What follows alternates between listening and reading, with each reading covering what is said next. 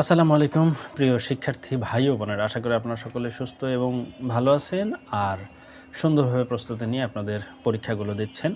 তো আজকে একটি গুরুত্বপূর্ণ বিষয় নিয়ে কথা বলতে চাই। আপনাদের সামনে যেহেতু অঙ্ক পরীক্ষা, অনেকগুলো টেনশনের মধ্যে একটা টেনশন থাকে যে কোন ধরনের ক্যালকুলেটর নিব আমরা। তো সেই বিষয়টা নিয়ে কথা বলতে চাই যে কোন ধরনের ক্যালকুলেটরগুলো পরীক্ষার হলে নিয়ে যাওয়া যাবে। এছাড়াও কি করা যাবে না যাবে আমরা সেই বিষয়টাও কথা বলতে জানবো। কারণ অনেকে প্রশ্ন করে যে স্যার যেকোনো ক্যালকুলেটর নিয়ে গেলেই তো হয়। এটাও সত্য, যেকোনো ক্যালকুলেটর নিয়ে গেলেও হয়। তো আমরা আস্তে ওই বিষয়গুলো নিয়ে একটু কথা বলি।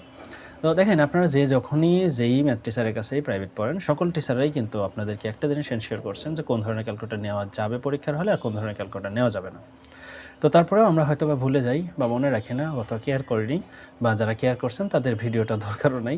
যারা কেয়ার করেননি তারা দেখেন। এখন আমি আপনাদেরকে যদি কয়েকটা ক্যালকুলেটরের নাম বলি, যেমন আমাদের সাধারণত এমএস সিরিজের যতগুলো ক্যালকুলেটর আছে এই টাইপের 100 এমএস, তারপরে 991 এমএস, তারপরে হচ্ছে গিয়ে 82 এমএস, 81 এমএস ক্যাসিও ব্র্যান্ডের, এছাড়াও যতগুলো ব্র্যান্ড আছে সিটিজেনের সবগুলোরই কিন্তু এমএস সিরিজের ক্যালকুলেটর সাধারণত গ্রহণযোগ্য হয়।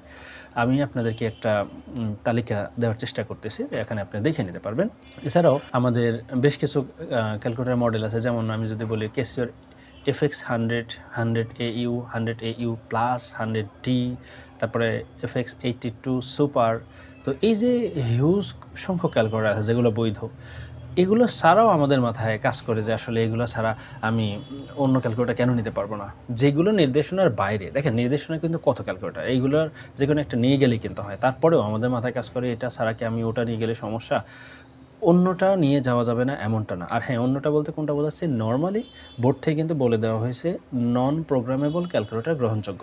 প্রোগ্রামেবল যেগুলো ক্যালকুলেটর আছে এগুলো একটাও গ্রহণযোগ্য নয়। এখন পরীক্ষার হলে আপনি ধরেন প্রোগ্রামেবল ক্যালকুলেটর নিয়ে গেছেন, সেক্ষেত্রে কি হতে পারে? যদি পরীক্ষার হলটা ওইরকম কোনো স্কুলে পড়ে যেখানে আপনার ঢোকার সময়ই নানান বিষয়ে সার্চ করা হয়, দেখা হয় যে জিনিসটা পরীক্ষার নির্দেশনার বাইরে, সেই জিনিসগুলো রেখে যেতে হবে, তাহলে অবশ্যই দেখবেন আপনার ক্যালকুলেটরটা তারা রেখে দেবে, মিলিয়ে দেখে রেখে দেবে। তখন কিন্তু আপনি যদি ওই ক্যালকুলেটরটা নিয়ে যান, তাহলে আপনাকে কিন্তু ক্যালকুলেটরটা রেখে পরীক্ষার হলে যেতে হবে। তার মানে আপনার কাছে কোনো ক্যালকুলেটরই থাকবে না। তাহলে একটা বিপদে পড়লেন না? তো সেই ক্ষেত্রে আপনার উচিতটা কি? আপনি যদি মনে করেন যে এই যে বললাম এই সকল ক্যালকুলেটর আপনাদেরকে তালিকাও দিয়ে দেব, এগুলোর বাইরে আপনার যদি প্রোগ্রামেবল ক্যালকুলেটর থাকে আর আপনি যদি সেটা নিয়ে যেতে চান, আমি কিন্তু উৎসাহিত করছি না, আমি এটা নেওয়ার পক্ষেও না।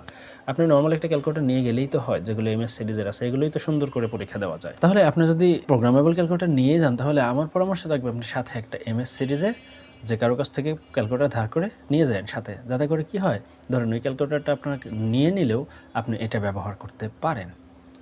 ধরেন আপনি যদি বলেন যে ভাই আমাদের পরীক্ষার হল তো যে কোনো নর্মাল স্কুলে পড়ছে, ঢোকার সময় কিছুই বলবেন, আমি এলাকায় আমাকে চেনে টেনে এটা সেটা হাবিজাবি, বা আমার বাপকে চেনে টেনে অনেক রকমের কথাই তো থাকে।